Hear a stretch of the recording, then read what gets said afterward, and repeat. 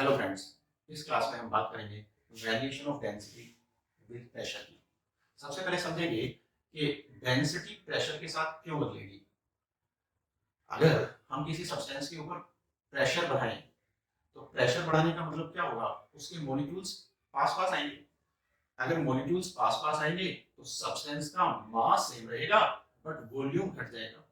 और अगर volume decrease कर गया तो mass upon volume is density, मतलब डेंसिटी बढ़ जाएगी।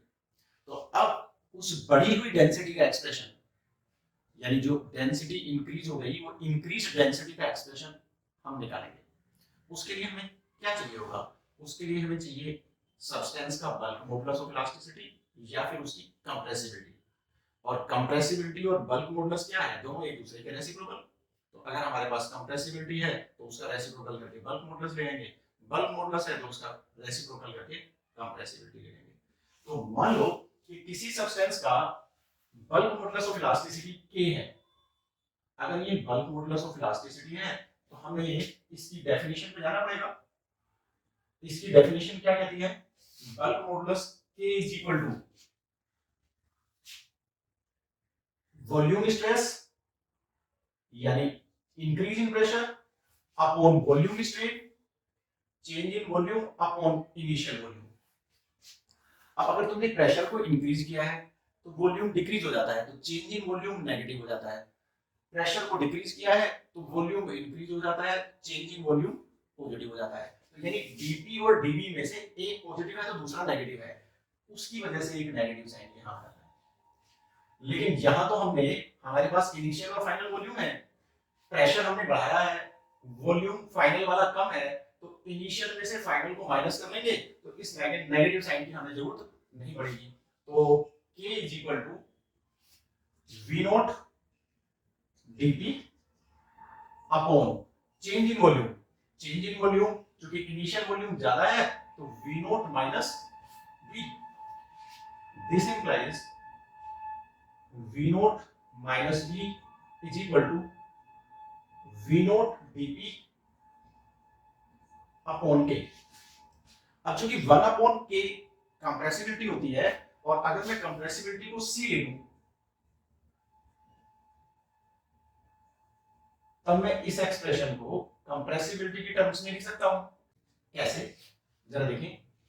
v not volume, volume is mass upon density. अगर मास m है, डेंसिटी इनिशियली रो नॉट है, तो m upon rho not minus mass same रहेगा।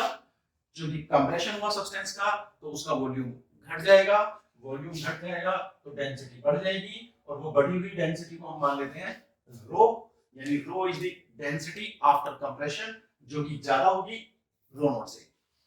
This is equal to 1 upon k को c लिख देता हूं मैं कंप्रेसिबिलिटी, और v नॉट को m upon rho not into c into dp। अब यहां से हम देखेंगे तो m कैंसिल हो जाएगा, हमें एक्सप्रेशन रो का चाहिए, तो रो वाली टर्म को उठा के उधर ले जाता हूं, इसको उठा के इधर ले आता हूं। इससे हमें मिलेगा m कैंसिल हो गए, रो नॉट वाली टर्म से एक तरफ लाता हूं, 1 upon rho not minus c dp upon rho not equal to 1 upon rho. क्योंकि रो नॉट सेम है और मुझे रो का एक्सप्रेशन चाहिए, तो rho is equal to rho nought upon 1 minus compressibility into increase in pressure. अगर मैं कंप्रेसिबिलिटी का यूज करके बल्क मॉडुलस की बात करता तो मेरा एक्सप्रेशन ऐसे जाता, rho nought is equal to 1 minus dp by k in terms of bulk modulus. तो ये एक्सप्रेशन हमारे पास रहेगा किसके लिए, density when pressure is increased by dp।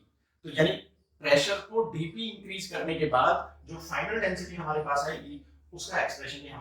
अब हम इस फॉर्मूले को अप्लाई करेंगे एक क्वेश्चन एनसीईआरटी का सॉल्व करने के लिए। ये एनसीईआरटी के चैप्टर नंबर 9 का 13th क्वेश्चन है।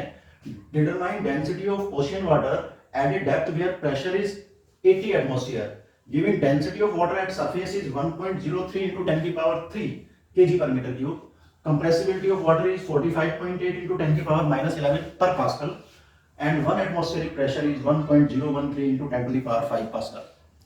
अब इस क्वेश्चन में क्या कहता है कि हमने उस पोजीशन पे डेंसिटी ऑफ वाटर निकालनी है जिस पोजीशन पे प्रेशर 80 एटमॉस्फेयर है।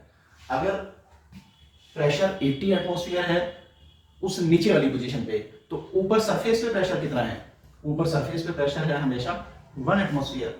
तो अगर हम इंक्रीज इन प्रेशर की इससे बात देखें तो इंक्रीज इन प्रेशर डीपी हमारा हो जाना चाहिए 80 एटमॉस्फेयर उस डेप्थ पे, 1 एटमॉस्फेयर टॉप पे, तो 80 माइनस 1 दैट इज 79 एटमॉस्फेयर। अगर 79 एटमॉस्फेरिक प्रेशर हो गया तो इसको हम SI यूनिट्स में कन्वर्ट कर सकते हैं। 79 into 1.013 into 10 की power 5 pascal, that will be the increase in pressure. अब डेंसिटी रो नोट यानी डेंसिटी एट सरफेस वो हमें दी है, rho nought equal to 1.03 into 10 to the power 3 kg पर मीटर क्यूब, और हमारे पास कंप्रेसिबिलिटी C की वैल्यू भी दी है 45.8 into 10 की पावर -11 पर पास्कल। तो अब हम इन सारी वैल्यूज को पुट कर देंगे इस एक्सप्रेशन में। तो density which is required to us यानी density at a depth where pressure is 80 atmosphere, rho will be rho nought. अब रो नोट कितना? 1.03 into 10 की power 3 divided by 1 minus compressibility हमारे पास है 45.8 into 10 की पावर -11 और इंटू इंक्रीज इन प्रेशर वो भी हमारे पास है 79 into 1.013 into 10 की पावर 5।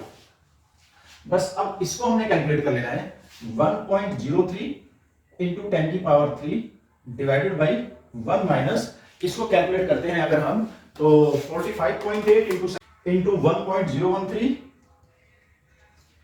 इससे हमारे पास आएगा 3665। अगर 3665 आएगा तो इसके साथ में आएगा 10 की पावर -6, तो ये हो जाएगा -0.003665, तो 37 कर देते हैं। This is equal to 1.03 into 10 की पावर 3 डिवाइडेड बाई 0.9963,